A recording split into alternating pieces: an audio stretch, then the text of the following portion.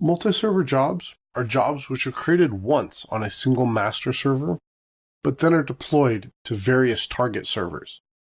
This allows the same job with the same schedule to be created on each server without having to manually go to each server and create the job. This is incredibly useful for deploying maintenance jobs to multiple servers, or auditing jobs or other kinds of jobs where they need to run everywhere and you don't want to be configuring them one at a time. The job history can all be recorded to a single server, so it makes it easy to view job history as needed. Let's go ahead and take a look at how we create a multi-server job and how we set up the multi-server job environment. For this demonstration, we're going to use two servers, AG1 and AG2. We're going to set up AG1 as our master server and AG2 as our target server. You can have an effectively unlimited number of target servers configured on a single master. To configure a server as a target or master server, let's start with the master. We need to connect to that server in the Object Explorer. So in this case, we're connected to AG1 already. We simply right-click on the SQL Server agent, select Multi-Server Administration, and say Make this a master. We get a wizard, which we're going to go through. Click Next on this screen. We need to know where the master server operators are going to be. So in this case, we're going to go ahead and give it an email address. This email address is going to be where it's going to send emails for multi-server job notifications. We can specify target servers that we'd like. We don't have our target server listed here, so we're going to go ahead and add it in here by clicking the Add Connection button and typing in the server name. The server is going to be listed here on the side. We can verify the connection is working. We then click Next. Management Studio then checks the compatibility of the two servers to make sure that they're going to be compatible with each other for running multi-server jobs. There may be version restrictions that would prevent you from using a target server of one version and a master server of another. We want to go ahead and create new logins if necessary and assign the appropriate rights to the MSX subsystem. Clicking Finish completes the process. We've received an error message.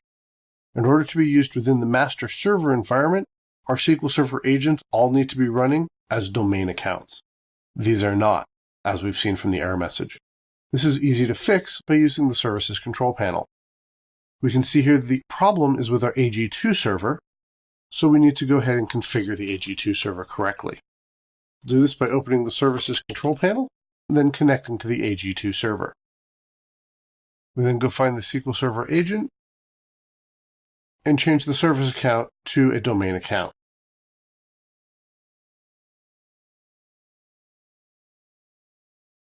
We click OK.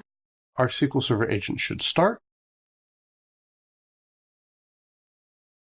And then we unfortunately have to rerun through the process.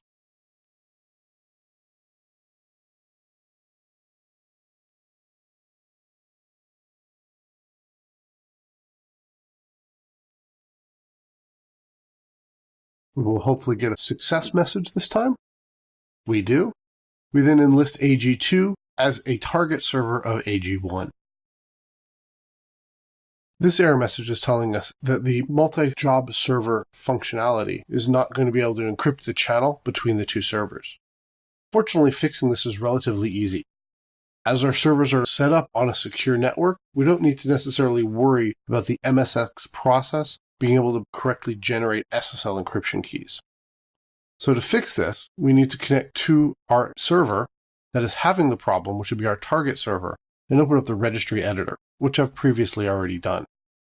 We then open up the MSX encrypt channel options value and change its value from 2 to a 0.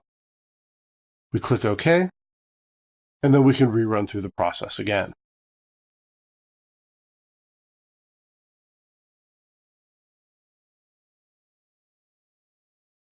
Unfortunately, this part of the SQL Server database is not updated as well as it potentially could be, and so there are some interesting pieces that go along with using it. We know our startup account will work successfully. We've already tested that, and we've now enlisted the target with the master correctly. We now have the option to manage our target servers. If we do that, we can see a list of all the various servers that are going to be configured. We can force pull, we can force detection, and we can send instructions to those servers. Now when we create a job, on the targets page, we now have the option of targeting a specific server to receive this job. When we create this job, and we're just going to create a dummy job called test that has a job step that doesn't actually do anything, just to see that the job is actually pushed to the target server. We create the job. Now when we connect to AG2 and we look at the jobs on this server, we'll see that our job test has been created. When we look at this job, we'll notice we can't actually make any changes to this job. And that's because this server does not own this job, so all we can do is view the job steps and view the information about the job. We can't even view the fact that this job is coming from a different server. How we can see that is over here in the SQL Server Object Explorer, where it says SQL Server Agent TSX : and then it lists server AG1.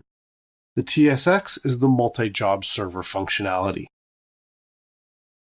We obviously can still have local jobs created on the server, and we can create new jobs on the server that are separate from the multi-job environment. So in summary, multi-server jobs can save a lot of management time when you've got jobs that need to be run across every single server in your environment. Multi-server jobs are going to have all the same job steps and all the same schedules across all the servers that are hosting that job. So if you're in a SAN environment, you probably don't want to schedule something like your CheckDB jobs as a multi-server job, because that job is then going to be run on all servers at the same time, probably overloading your storage array and causing performance problems for themselves or other applications.